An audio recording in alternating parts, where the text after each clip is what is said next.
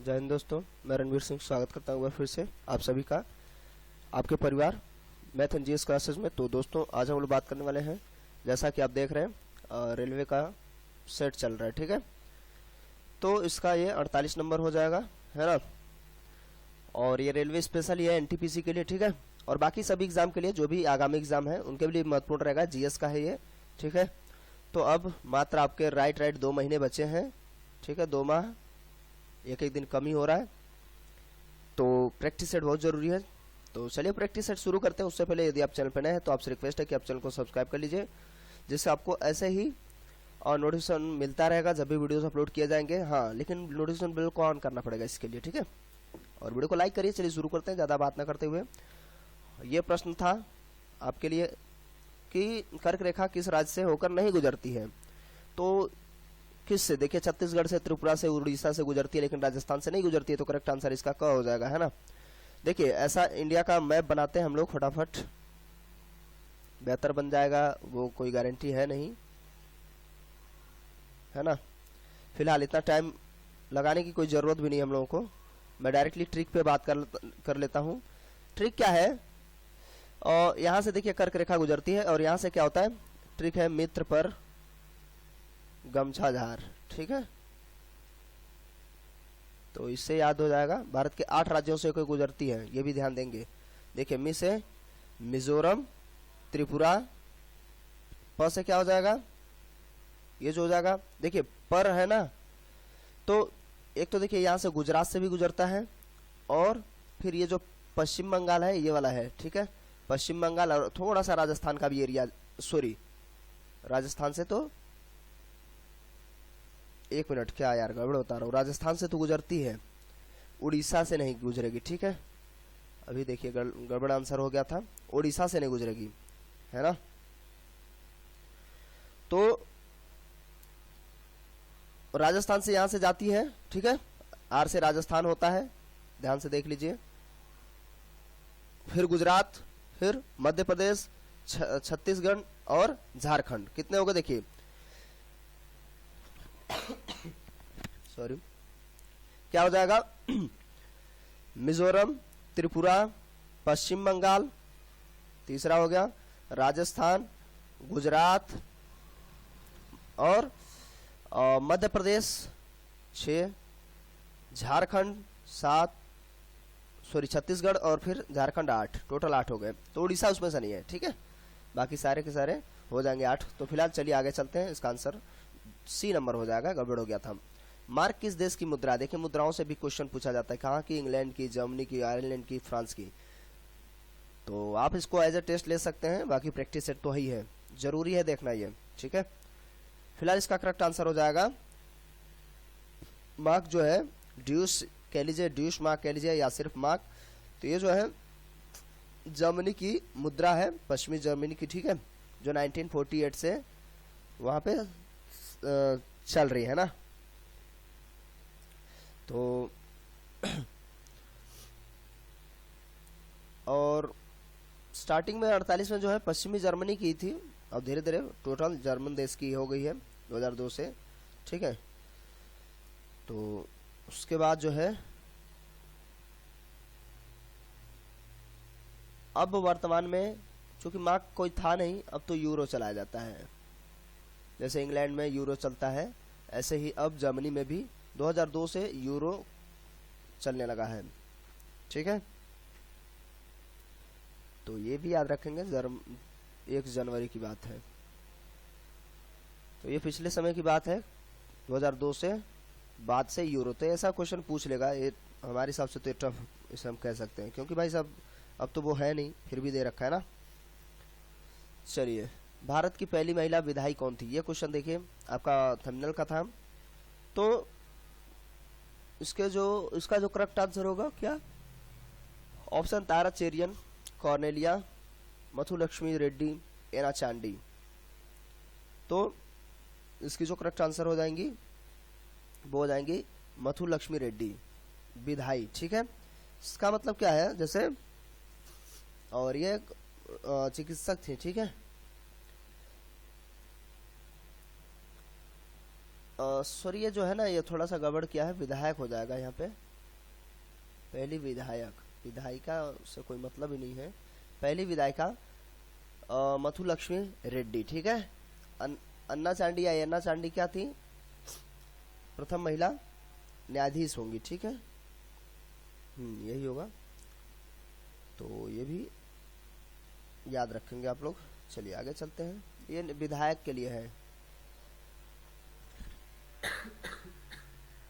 हड़प्पावासी किस प्रकार की प्राचीन लिपि का उपयोग करते थे?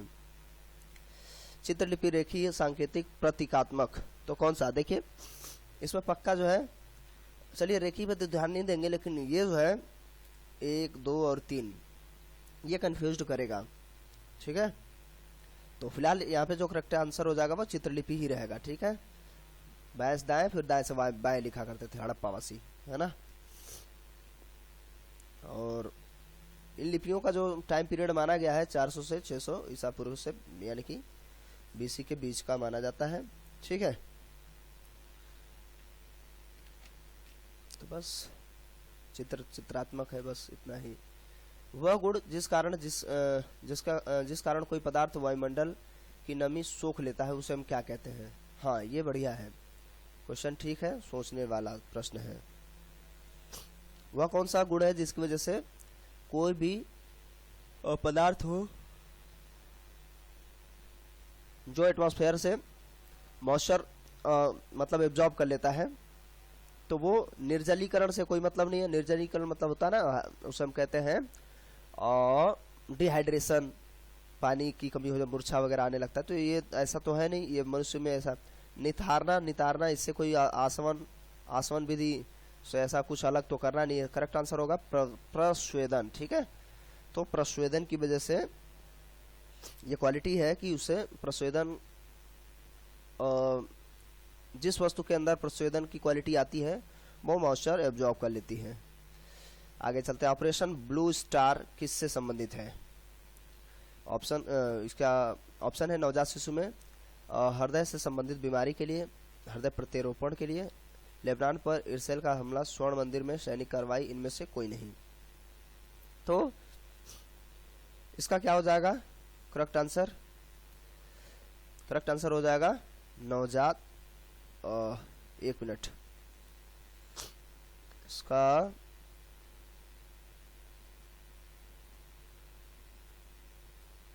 ऑपरेशन ब्लू स्टार नहीं, ऑपरेशन ब्लू स्टार जो था ऑपरेशन से था, सॉरी क्या मैं बोल रहा हूँ, ऑपरेशन ब्लू स्टार जो था वो एक युद्ध से संबंधित था, ठीक है।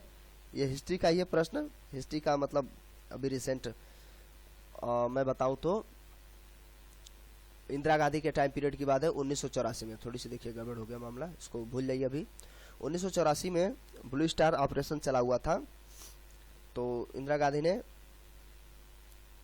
जो पंजाब है, आप जानते हैं वहाँ पे मामला थोड़ा सा गंभीर रहा था। पंजाब में बहुत सारे आपातकाल लगे थे, तो उसी के तहत एक सैन्य अभियान था एक, ठीक है, सैन्य अभियान था जो कहाँ पे था? स्वर्ण मंदिर, ठीक है, स्वर्ण मंदिर पर सैनिक कार्रवाई ही था। करेक्ट आंसर यही होगा, ठीक है, 1984 में। और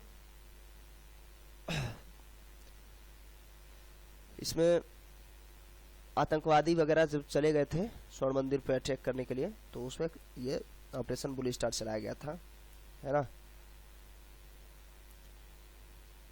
और बहुत सारे कुछ ऐसा माहौल था जहाँ से और ज़्यादा पंजाबी जो थे यानी कि सिख, उनका थोड़ा सा और खटास बन गया इंदिरा गांधी से इस कार्रवाई से।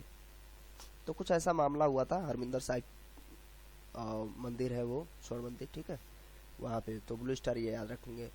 रम्मन इस राज्य का धार्मिक समारोह और अनुष्ठान नाट्य कला है। रम्मन कहाँ का भाई, ये भी देखना है। तो ऑप्शन क्या है? उत्तराखंड, उत्तर प्रदेश, पश्चिम बंगाल, मध्य प्रदेश। तो ये जो हो जाएंगे, और जैसे कुमाऊनी, गढ़वाली ऐसे होता है ना, तो गढ़वाल क्षेत्र के उत्तराखंड का जो हो जाएगा करेक्ट आंसर। तो उत्तराखंड ही है, तो गढ़वाल क्षेत्र से संबंधित है और ये धार्मिक त्योहार है, ठीक है। और वहाँ पे चमोली जिला है ना, फूलों की घाटी आपको इधर यही मिलेगा। तो चमोली जिले के अंतर्गत ही ये त्योहार मनाए जाते हैं, है ना।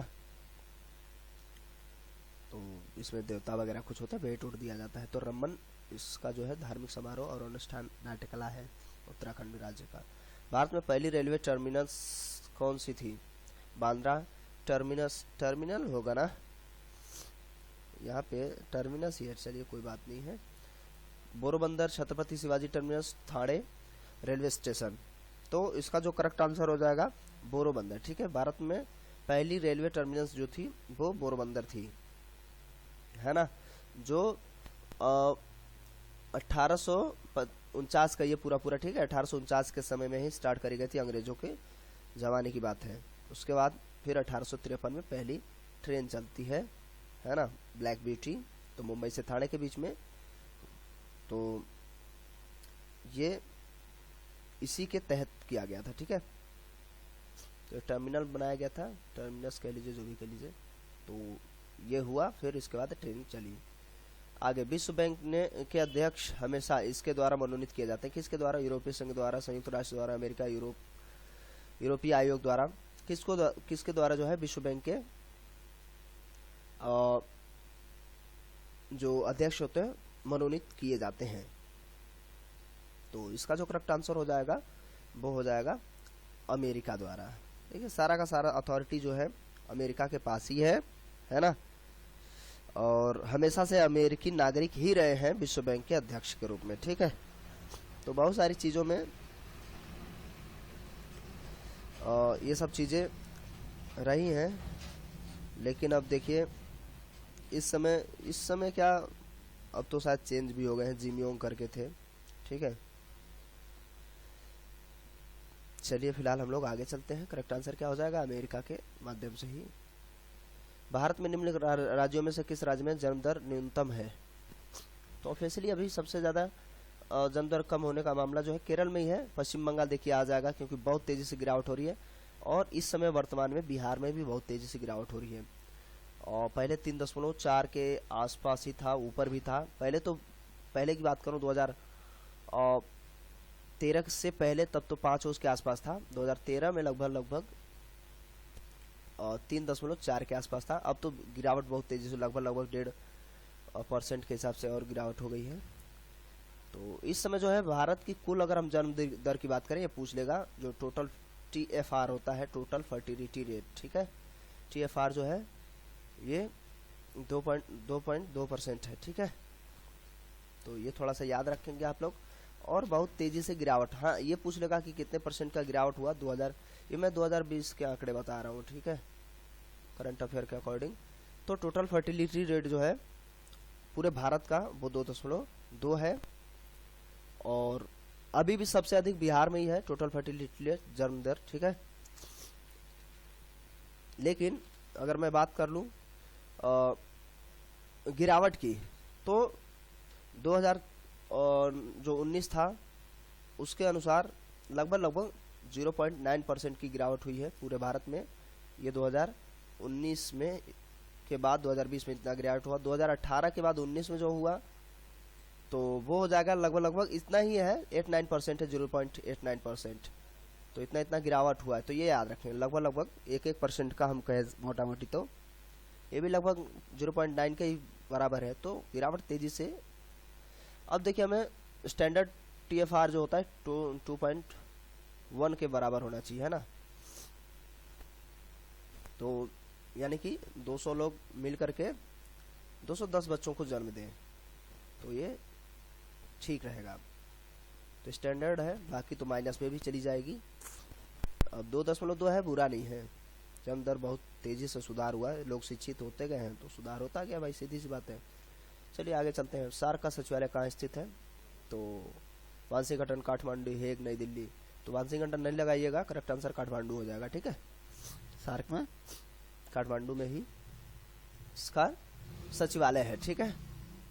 ठीक है, फिर आगे चलते हैं। और ये आपके लिए प्रश्न होगा कि हिमालय की सबसे बाहरी पर्वत श्रेणी कौन सी होती है? काली, शिवालिक, देहरादून, कुमाऊं। तो इसका आराम से आप आंसर बता पाएंगे बिना टेंशन का, ठीक है। तो आप करेक्ट आंसर ABCD करके या 1 2 3 करके भी आप लिख सकते हैं, ठीक है। तो ये वीडियो कैसा लगा आप कमेंट करके ज़रूर बताएंगे, और प्रैक्टिस सेट लगाते रहिए, बहुत ज़रूरी है। आपका 10-15 मिनट एक सेट में जाता है, तो काफ़ी चीज़ें उसमें मिलती हैं। ठीक है, अभी मैं थोड़ा सा अनवेल हूँ, यानी कि मैं कहूँ तो कोल्ड लगा हुआ है, तो थोड़ा क्या बताएं, परेशानी तो है, लेकिन ठीक है, ज़रूरी है, ज़्यादा टाइम नहीं है। ठीक है, तो कमेंट करिएगा कैसा वीडियो लगा, और यदि आप अभी भी चैनल को सब्सक्राइब नहीं किया तो आपसे रिक्वेस्ट है कि आप चैनल को सब्सक्राइब कर लें, साथ साथ नोटिफिकेशन ऑन करें, जिससे मिस करना नोटिफिकेशन सबसे पहले दोस्तों के साथ शेयर करना बिल्कुल ना भूलें। चलिए मिलते हैं अगले वीडियो में, तब तक के लिए नमस्कार, जय हिंद, जय भारत।